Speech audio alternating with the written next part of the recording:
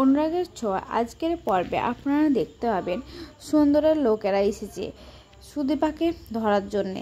তখন সেখানে পুলিশও চলে আসে, আর পুলিশ এসে তাদেরকে মারতে গেলে পুলিশকে ওরা ধরে ফেলে। তখন সুদীপা বলে, এখন কি করব, আমি যা করে হোক বাঁচাতে হবে।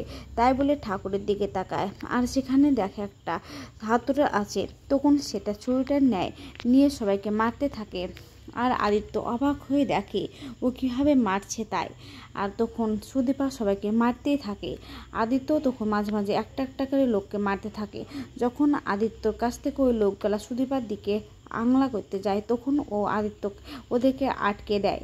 আর ঠিক তখনই সুদীপার বাবা পুলিশ নিয়ে সেখানে হাজির হয়, আর বলে, দেখেন এইসব গুন্ডাদেরকে আপনারা অ্যারেস্ট করেন। তাই বলে তখন সুদীপা ওর বাবাকে জড়িয়ে ধরে আর কান্না করে বাবা বলে।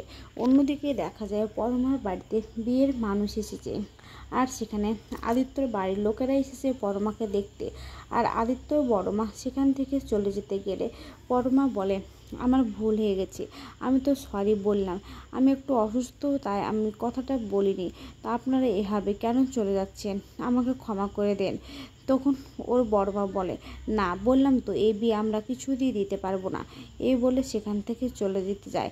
তখন ওর আদিত্যর মা বলে, কেন দিদি, ওকে একটু দাও না, ও তো অসুস্থ, একটু সময় দাও না। তখন আদিত্যর বাবা বলে, চেষ্টা তুমি চুপ করো, তুমি কেন বুঝতে পারছো না, বৌদি যেটা ভালো বুঝে সেটাই করেছে এসব বলে। তখন ও বলে, বৌদি চলো চলে যায় এখান থেকে। তখন চলে যেতে গেলেই পরমা অমনি হাতটা ধরে নেয় আর বলে, আমি বললাম তো আমার ভুল হয়ে গেছে।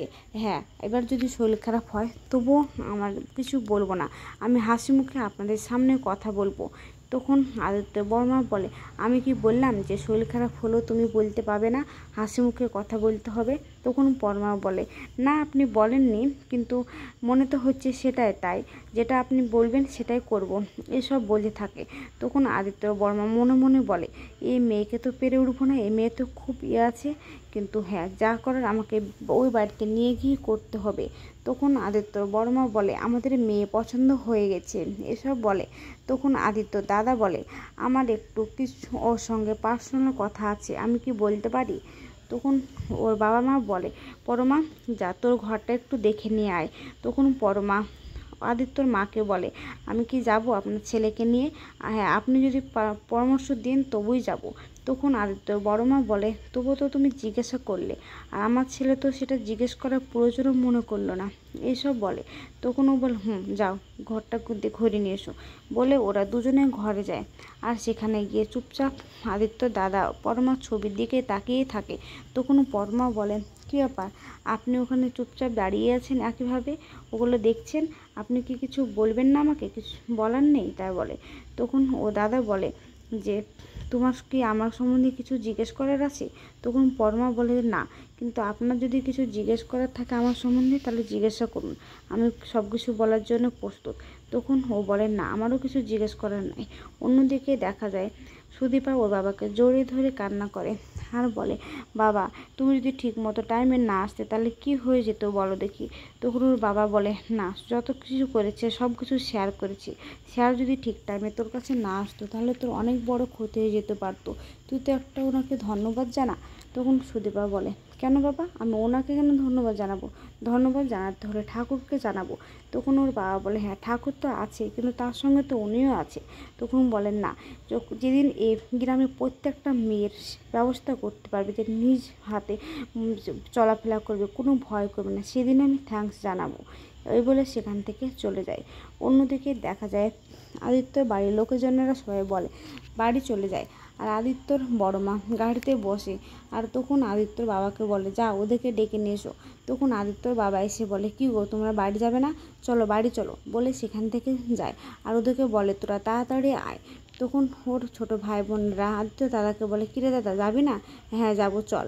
তাই বলে তখন পরমাকে বাই বলে ওরা সবাই সেখান থেকে চলে যায়। আর পরমার মা তখন বলে পরমাকে, আচ্ছা তুই এই বিয়েটা করতে কেন রাজি হলি? তখন পরমা বলে, কেন মা আবার এই কথা বারবার কেন বলছো?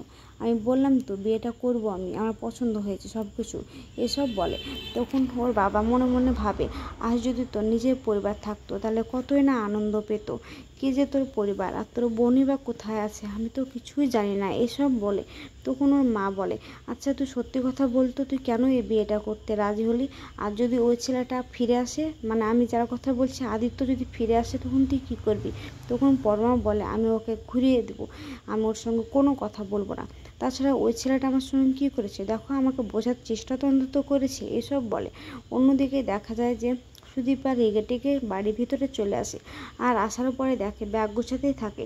তখন ওর পিসুমণি বলে, দিদিমণি গো, ও দিদিমণি তুমি ব্যাগটা গুছিও না, তুমি সর্বনাশ কেন করছো, তুমি এসব করো না, এসব বলে। তখন ওর পিসুমণি ওর বাবার কাছে যার বলে, দাদা গো, তুমি এখানে চুপচাপ দাঁড়িয়ে দাঁড়িয়ে দেখছো মেয়ের কীর্তি, তুমি কিছু বলছো না কেন, তুমি তো কিছু অন্তত বলো। তখন ও সুদীপা বলে ওর বাবাকে, বাবা যতদিন না তুমি ওই কাজটা ছাড়বে ততদিন আমি এখানে থাকবো না। আর তাছাড়া আমাকে তো কলকাতা যেতেই হবে, আমাকে বড় ডাক্তার হতেই হবে, তুমি তো জানো বাবা, তুমি তো আমার সঙ্গে যাবে না, আমাকে তো একা যেতে হবে, তাই না? তুমি তো এটা তো চাইছো, তাহলে আমি একাই যাবো, আমার ব্যবস্থা আমি একাই করে নেবো। তুমি তো যতদিন না তোমার চাকরিটা শেষ হবে ততদিন তো তুমি চাকরিটা বাদও দিবে না। তো তো কী করবো তাহলে, আমার কাজটা আমাকেই করতে হবে। তখন ওর বাবা ঘোড়া হয় আর বলে, তুই যখন ছোটোবেলাতে খুব কান্না করতিস তখন আমি ঘোড়া হতাম, আর তুই পিঠের ওপর বসতিস আর তোকে সারা বাড়ি আমি ঘুরে নিয়ে বেড়াতাম। তুই এখন আমাকে ছোট্ট মেয়েটি আছিস, তুই আমার পিঠে বসলে আমার একটুও কষ্ট হবে না কো, তোর জন্য আমি মরতেও পারি, এসব বলে। তখন সুদীপার বাবাকে জড়িয়ে ধরে কান্না করে আর বলে, বাবা তুমি এসব কী বলছো, এসব বলতে থাকে। তখন আদিত্য দাদা আর বড় মারা সব বাড়িতে ফিরে আসে, আর বড় মা আদিত্য দাদাকে বলে, আচ্ছা তুমি ওই বাড়িতে গিয়ে হ্যাংলামো কেন করছিলে, তুমি এইসব করতে পারে? যদি আদিত্য হতো তাহলে এইসব করতো না, তুমি তো একদম তোমার কাকিমুনির মতো হয়েছো। তখন কাকিমুনি এসে বলে, আর আদিত্য তো তোমার মতো হয়েছে দিদি ভাই। তখন বলে, হ্যাঁ আমার মতো তো হবেই। তখন ওর ছেলেকে বলে, একটা আদিত্যকে ফোন কর। তখন আদিত্যকে ফোন করে আর বলে, তো দাদার বিয়ে ঠিক হয়ে গেছে, তোকে আসতে হবে কিন্তু খুব তাড়াতাড়ি। তখন ওর বাবা বলে, আচ্ছা তুই ছুটি পাবি তো?